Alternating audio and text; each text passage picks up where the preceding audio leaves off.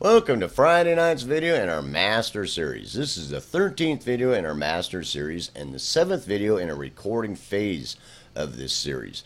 Now, if you've watched the last video, we went through the actual process looking in a notebook, just going step by step through the process and the things you should consider. You know, there's a lot of other things, if you've watched all the videos in this series, that there's some other things you need to consider, and you should have taken them into consideration, you know, as you went through that process. They should have been already dealt with before you got to the procedure and the workflow we talked about yesterday, and that's a good place to start. Now, one thing that I wanted to talk about is that if you went back and watched the first video in this recording phase, you had a pretty good idea of that target. And then if you watched the last video, that you really got an idea of, you know, starting to put some kind of workflow together so you do a good job every time and things you should be considering at that point, you know, in the recording process. Now, I wanted to reiterate one other thing is that besides eliminating noise as much as possible, background noise and things like that, dealing with acoustical problems of, you know, so that you don't have a lot of,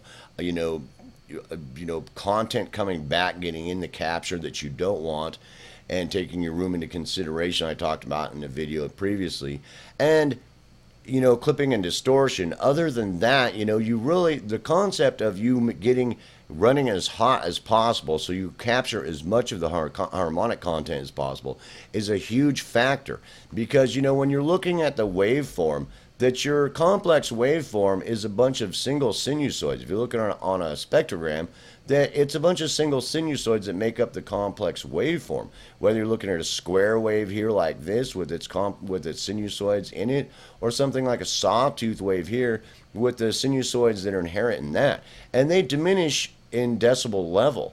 And so if you're not running hot as possible, you can lose some of this lower end content that will actually make the sound not sound like what you were trying to capture, because you didn't capture some of it. You didn't capture some of the actual sound. And so it's a huge concept to get through your head to keep that in mind, because when you go through later, if you're not paying attention to it now, later on when you start trying to deal with this and looking at an oscilloscope or looking at a spectrogram, then you're trying to figure out what instrument's what when you're trying to mix, that it's going to be very difficult to figure out. This is what it looks like, all those combined sinusoids. It can look like a total mess, the mix, right? So, and whether a spectrogrammer or a tool that can do something like that. And you don't want to lose content. So you want to run as hot as possible so that lower end content doesn't get lost of whatever sound you're trying to capture. So when this can be, what I'm going to show you here, this can be for the line-in instrument. Once you've checked everything in the signal flow path, like say from a guitar or keyboard to the chords or whatever, and it hits the line in and the input, deal with it from there, the same as if you're dealing with a microphone that I'm showing you right here. It's the same concept. And a VST instrument that basically when you're capturing it, if you're capturing MIDI, you don't have to worry about it too much. You want to clip it and stuff when you're trying to record, but you can always go back and change it with the MIDI. If you're using a MIDI instrument and capturing live audio from using in conjunction with a MIDI instrument, then normally I would take this setup that I'm getting ready to talk about, and I'd put it actually right on the track on the inserts.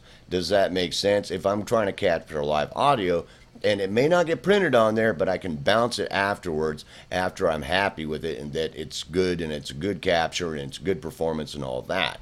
Now, that's debatable how you use VST instruments, whether you go back and do a lot of fussing with the MIDI later or you try to capture audio from it or whatever. So on this line input, a couple different things that I've got a trim pot on my inputs, which you may or may not. And if you don't, something like this tool in my DAW is a mix tool that basically has a gain knob, and it's for dealing with phase and DC.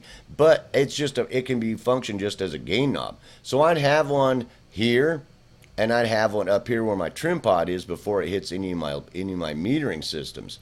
And then when it hits my compressors and limiters, I'd have it on there again because I might want to boost it after that. Now you'll see that on this one, what I did is I've got my microphone hooked up. I get my 6 to 8 inches away and I'm fine. Now, this setup can be very elaborate in your studio with really expensive microphones, or I'm just using the desktop microphone, but the concept should hold fine no matter which one you're using. I'm 6 to 8 inches away, and I ran in there, and I'm running a little bit hot. So on my input, I had to back off some a little bit because I was hitting the red where I wanted to be. So when I got to where I wasn't hitting the red, hitting my loud parts, then I went in there, and I was like, I checked my compressors and my limiters, and it wasn't hitting them hardly at all. So what I did is I used the trim pot to give it some gain. I used a couple. I got a couple more dB of gain, and then I went and checked my compressors. And I've got this one 2 to 1. I've got it right up close to 0. I've got a really hard knee of 5 dB on it. Very quick attack and release on it. And then I've got the next compressor is set to 3 to 1, about the same threshold. A bit softer knee to get a little bit more compression, a little bit more on it. And on the next compressor, and then I've got my attack and release set pretty fast again. And then I've just got my limiter set on the end just to catch anything that might bounce over that. Now, when I got to that point, that I basically on this first compressor, bam! I'm getting about 0.24 dB of compression on there. And it's kind of going in line there just little by little with those two compressors and then that limiter on there just to catch anything that might be going over. When I'm hitting my loud spots, this is probably going about 0.5 or something like that.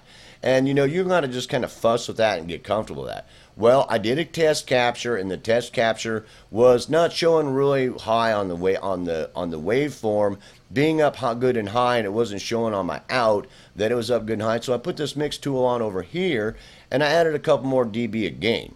That way that it was going to run as hot as possible. It's going through all this, that it's going to the track, and then that's getting printed on the track as loud as possible, so as much of the harmonic content as possible gets captured without getting clipping, distortion, and saturation. So that is a very simple setup. Some engineers might frown upon that, but I promote that because it promotes getting good sonic quality. You know, once you've taken all your precautions and you've got a good sound to capture and you've using your equipment properly, that you will capture printed on the track good harmonic content, and you won't lose some of the harmonic content like that, and you won't end up with clipping and distortion and saturation from running too hot in any one of those areas. So then, you know, we talked about that test capture. You know, the test capture so that you've a sample so that later on you can test your processing on. And you know, the very simple concept of that is setting up a different track. Like this is the track that I'm going to actually be capturing on. This is the track is for my test sample set right underneath it.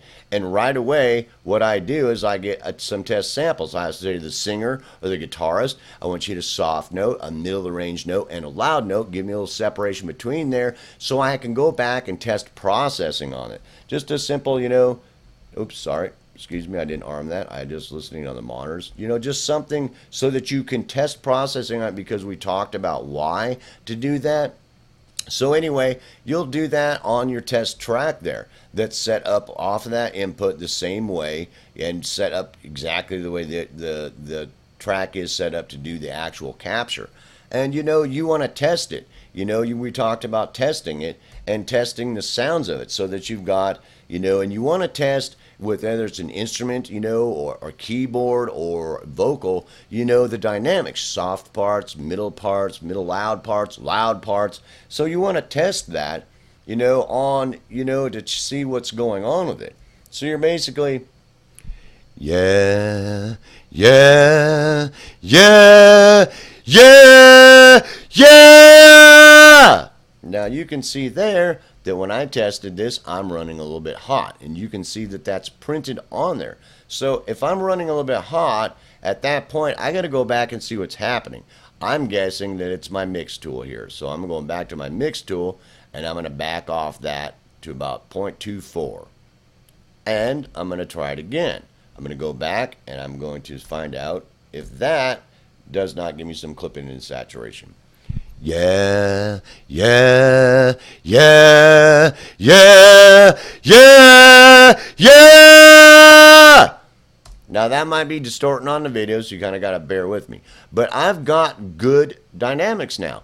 I've got as much. Now the vocalist might sing softer, the pianist might play softer, the guitarist might play soft sometimes, and you want to be able to capture it. Unless you capture those parts separately, that you got to set up so that you catch the loudest parts that are going to be in the performance, that you're not getting clipping, you're not hitting way up here at 0, but it's as loud as possible that you're pushing it. I might even push this up a little bit more if I know I got good control and I've got a good distance and things like that. And so that I don't lose harmonic content. And there's a better chance that I'm going to catch this down here, the harmonic content of that. I should capture as much as possible of that in the performance. Now, you may want to go back, capture like things like this really soft part separately, boost them up, and then just bring the level down, on the track, meaning like you would have it captured separately and then you'd bring it in and you captured it loud because it was so soft you were worried about losing harmonic content, pasted it on the performance and then brought the volume down. That is an option. I mean, it is an option. It's not one that I use very often because I haven't found a need to do that. Most of the time, these parts, and these parts are more important. When these parts are going, normally everything's pretty quiet anyway, otherwise you wouldn't be able to hear none of it anyway, so it normally pans out okay and works out well. Now, that concept, we've got really good dynamics there, and we go back and check it and listen to it. Make sure it's good and clear. We don't have background noise. We don't have saturation, distortion. It's really good and clear. All the equipment was working well, the microphone, everything. And just keep in mind that, you may have on this track, like I talked about before, that you may have on this track, you might have put an EQ on this track, and you might have put something like some type of convolution reverb or something like that to try to get so it doesn't sound dry. Because when you're doing a capture, sometimes it sounds dry. We talked about the Howard Cosell effect. So, but that's not printed. That's sitting on the track. It's not printed here. I can take that off at any time. It's not on my inputs coming in to where it's actually printed on the track where I can't go back and change my mind and go, oh man, I had it EQ'd wrong, or there's way too much reverb there, bro, there's not enough, or whatever, just so that it doesn't sound dry. Whether you've got a guitar, you're making an amplifier, or you've got a line input instrument, or you're working with a VST instrument that you're trying to capture audio from like this rather than just MIDI information. You might be able to capture both, or you might be just capturing MIDI information that you wouldn't have to worry about too much. But if you were trying to capture audio, that whole setup that I showing you here would be sitting here on this track, and then I would bounce this track with this stuff on there to where it was done and bounced together and it was actually printed on the track. And it's a pretty simple process. The actual process of recording is not that complicated, and we just kind of walk through getting a test capture, and testing it and then going through it. When you go through it, remember the things I talked about, doing some punch-ins and things like that aren't unheard of, and it's a lot better than fussing with stuff later if you can. And just get a good capture. Don't do too many takes. And, if you get this test done well, and you've checked this thousands, a lot, I don't care how many times you got to test it, the better you get, the faster you'll get at it, but your quality will be there, so take your time and don't be in a hurry. You get this down correct and you got good clean stuff with good dynamics that the performer or the instrumentalist can give you good dynamics, and you're capturing them well with a good clean capture of a good clean performance that you did well, that you got good material to work with later on in your production, and you can do magic with it. Just remember the Howard Cosell effect, that may not sound perfect until you've done processing on it. Whitney Houston herself, she got some processing done. The better equipment you got, the better equipment you have and the better performance you have, the less processing you're probably going to have to do. That is a given. But if you have not the most perfect performer and not the most perfect equipment, that if you focus on doing this well, there's a good chance that you can come up with radio ready stuff that sounds just like it came out of Sony or Warner Brothers or anywhere else, if you've got some decent stuff to work with. garbage is garbage. So you will learn along the way that some stuff just is not going on. It's not going to be radio ready ever until it gets some more work done on it, and you will become a better judge of that as you become a better engineer and a better producer. So just keep that in mind. So at this point, we've gone through that. We've got a good capture, and we're good to go into the editing phase. So peace, hope, love. I'll see you in the next video when we start the editing phase.